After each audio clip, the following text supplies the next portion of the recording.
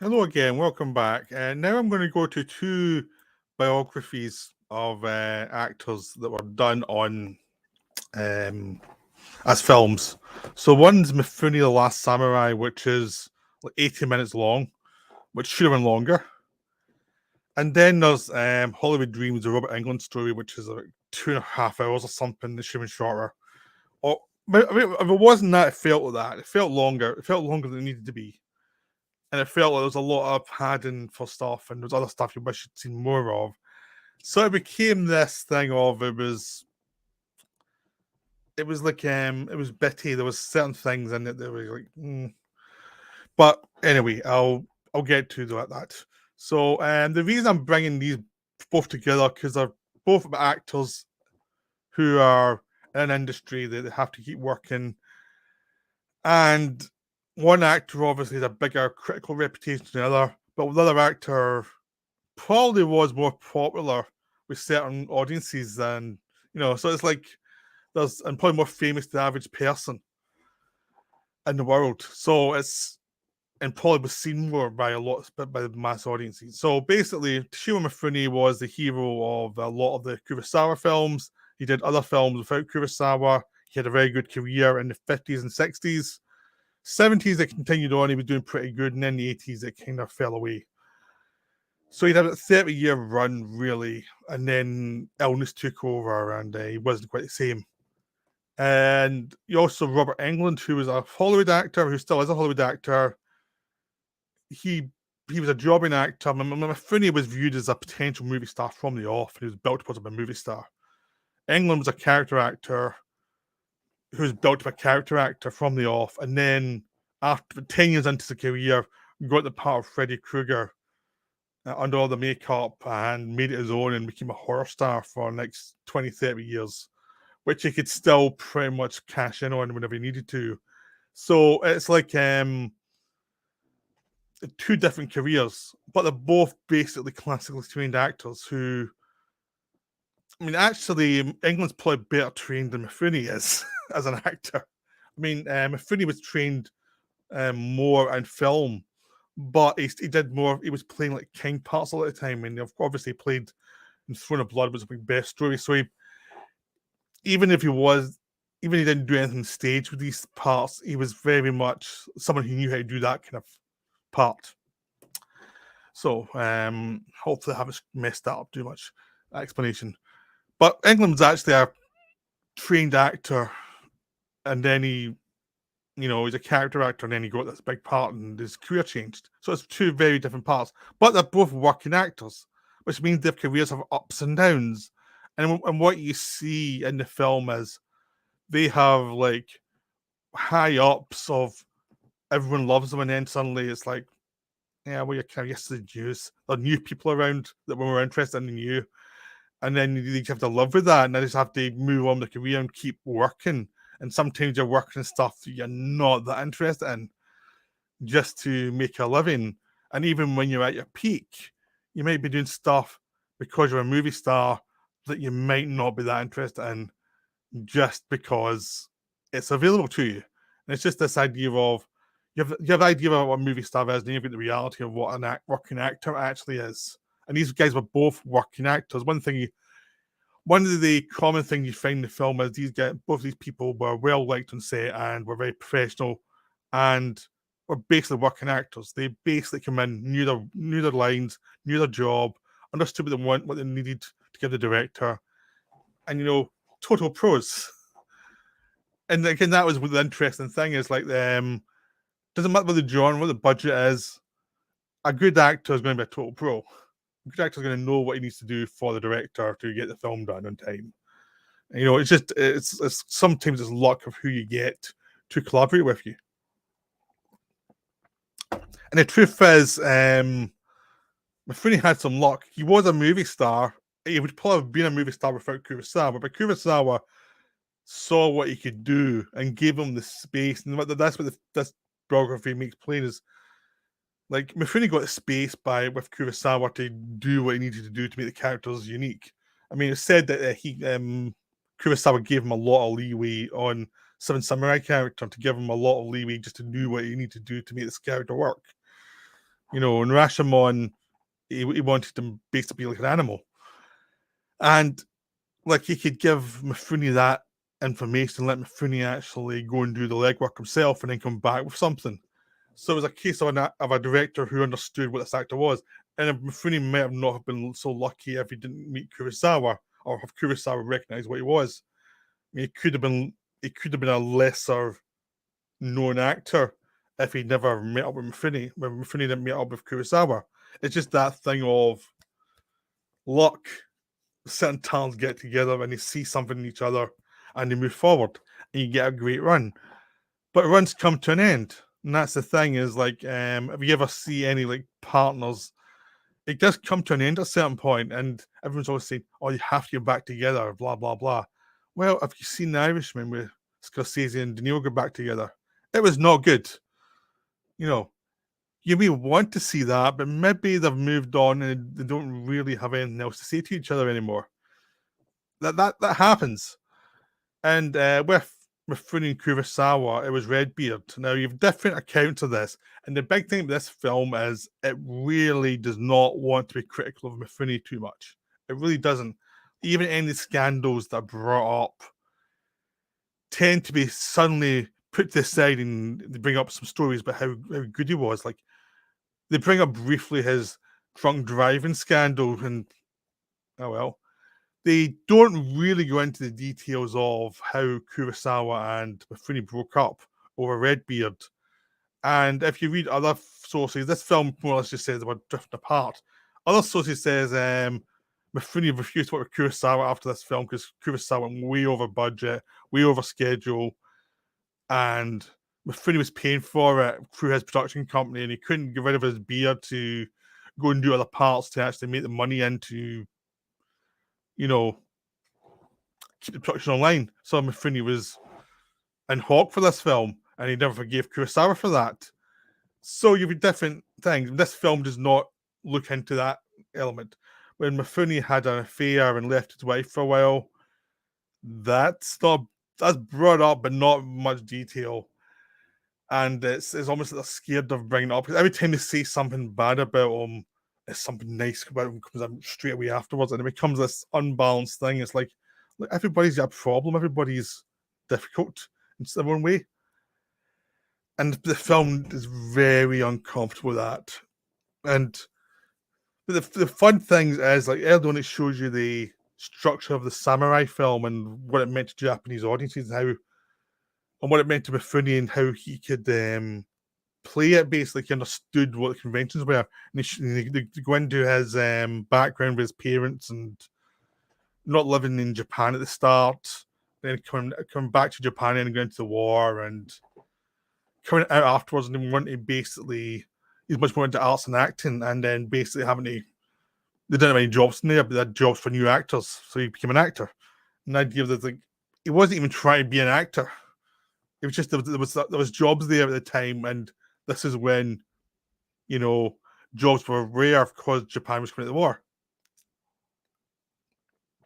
So that's the thing. That's the interesting thing about this film, is it shows you this kind of situation that Mifune basically was treating acting like a job, and he worked hard at it and he got good at it, but it wasn't like his first love or anything. In some ways, that's good, because sometimes when actors love something, they can go way over the top and have to be pulled down and become self-indulgent. People who understand the craft and it's something to get good at tend to be better actors, because they don't have useless passions that get in the way of what's needed for the film. So there's that element in the documentary that's interesting. But there's not enough of the Kurosawa films. Like, you get the basic ones, you get Rashomon, you get Throne of Blood, you get Seven Samurai, and you get Redbeard. The other ones are there, but they don't really seem to get that much. There's also the mentions of him working with these other directors, but you don't get that much of that. You do feel like there's more there that you want to hear about, but it doesn't really come across. It's just like, here are a few productions he made, and then they talk about how many TVs get old and things like that. But it's like, it feels very bitty. It feels like there's certain areas that another 20-25 minutes would have padded out and give you more details. You had a lot of talking heads of people who knew him, and that's good, but you feel like there was more there. There was a longer cut that could have made it more interesting. And and there's also this waffle when they're too scared to be controversial about him as well. So it's like some stuff could have gone quite happily, and other stuff is like, we need more of this, more interesting part about him. So the film is a kind of mixed bag. It's like, it's quite good to get an overview of him, but we could have done with more. They could have done with more in Hell in the Pacific and things like that, where his international career, you get bits of it, but it doesn't feel that substantial. It just is. You get about 1941 and things like that, but it just feels a film that's could have been so much better. There's you just feel there's a better edit of this film somewhere. Like this film, like there's an actor who's more interesting than this film was willing to go into, because it had to be optimistic about him. It had a title, The Last Samurai, so it had to make him noble rather than human, and then that's when it kind of gets in the way. I actually preferred Hollywood Dreams to it, because it was a lot more about the kind of working industry type of thing. Whereas like Englund was a guy who was a character actor, so getting any part was difficult because he did not look like a normal actor. He looked weird. He was small, he had curly hair, he looked pretty eccentric. And he looked very geeky, basically. And it kind of got kind of geeky parts. I mean, his first big part was an albino in a low budget indie film that for him was a big budget film at the time. But it was a struggle for him for a long time to get a career. He was in a Toby Hooper film where Hooper was fired. He was in different films, doing different things. He was in Big Wednesday, which is one of my favorite films, and he did the voiceover for that as well. And it's like, I mean, when you hear the voiceover in Big Wednesday, he did an amazing voice. I mean, he should be doing voiceovers all the time. He should be like doing audiobooks all the time. He's got a great voice. And it's like, and what you get from this film is the sense that, okay, he could have been doing more. He could have been doing bigger projects, but he didn't look right, even though he could, he'd a voice that could carry over. There's a sense of him. He was a properly trained actor. He just didn't look the part. So when he got into the Freddy makeup where he could hide his face, he could be as demonic as possible. And when you see the early Freddy films, he's much more intimidating. When you see when New Nightmares and he comes back as intimidating Freddy, he's much more intimidating than the jokey Freddy. And it's like, that's a proper actor doing a job. It's a horror job, but it's a proper actor doing a job. And there is a sense of the film that's like the same way Karloff had it in Bela Lugosi was. It's good in a sense because you're going to always get work because you're a name in an industry that likes to have names in the credits. But you're not always going to get challenged. And in recent years, he's gone much more into the kind of character parts rather than trying to be leading men or leading villains, really. And because, I mean, from the peak, from 84 to about 94, he was doing lots of stuff, lots of films, low budget. A variety of films in production. He was always in demand, and then he kind of fell away over that after that. And the film that might have got him out of that issue would have been in Crusades. The Paul Verhoeven film was never made with Arnold Schwarzenegger, where Englund was going to play the sidekick character, the guy who was a human face to the story with Schwarzenegger. He was going to have one of the leads in the film, and the film got cancelled.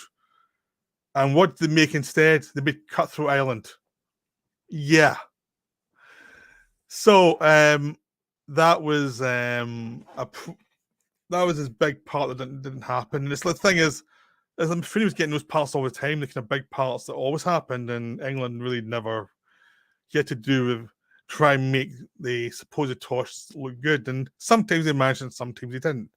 But it's an interesting film about a career in much lower budget filmmaking. How do you be a professional there? How do you deal with people? how you help people out, new actors out, and things, and how it becomes a career, and how you can actually make a living doing something good within the limits. Now the film is too long, though. It does feel too long. It feels like there's too many things in how great a person is. It's like we got it the 5th time. This is now time 20. We get it. He's a nice guy. Do we need so many of them? You start to think maybe he's a serial killer after so many people say how nice he is. Just like, what are they hiding? It's like, but yeah, no, I mean, it's quite good to look at V a little bit, which he was in, where he played a nice guy at the same time he's playing Freddy Krueger. There was some looks at there's some character parts he had, like he was in Stay Hungry with Schwarzenegger all the way back in time. You know, he worked with Bob Raffles, so he worked with a lot of good directors. He's never, I mean, he was in Big Wednesday, so he's been in a lot of good films, but it was like that thing of he never looked the part. He did a lot of television, he worked with low budget producers a lot. And it's just that thing of how do you become a working actor in the film industry. And when you watch the Mifune documentary, it's like, it's so obvious in the 70s Mifune was in some of the parts he was having, didn't really interest him that much. It was like, it's a job. You know, and it's like every actor has that peak of where everyone thinks they're a genius, and then it's like, it's a job. And at a certain point you do less because you've made your money and you've actually got some savings, and you can just do part of the year doing the films and say, I'll do this and this, and the rest of them I'll do more and stuff. And there's that thing of it just becomes a job. And that's the interesting part of the documentary. It's just a job. So I hope you enjoyed this video about these actors, both working actors, one more successful critically than the other, but both of them having like different impacts. I mean, for me, like Mifune is a bigger actor because of the films he made. But for the average person, the bit I've heard of Robert Englund more for is Freddy Krueger. That's just society. You know, it shouldn't be the case, but it's just, that's the case. And even in Englund, it's like Freddy Krueger around him. So it's that thing is like, people have heard of Seven Samurai, but that's, most of them, that's all they've heard of. They probably haven't even seen it. So it's quite interesting how careers change over time, and how our view of actors change over time, and who's famous and who's not, and you know. So it's quite interesting to watch these, because I just watched these two documentaries quite close together, so it was quite cool to do. So hope you enjoyed the video. I'll be back with one more, and that'll be me for the week, and see you then.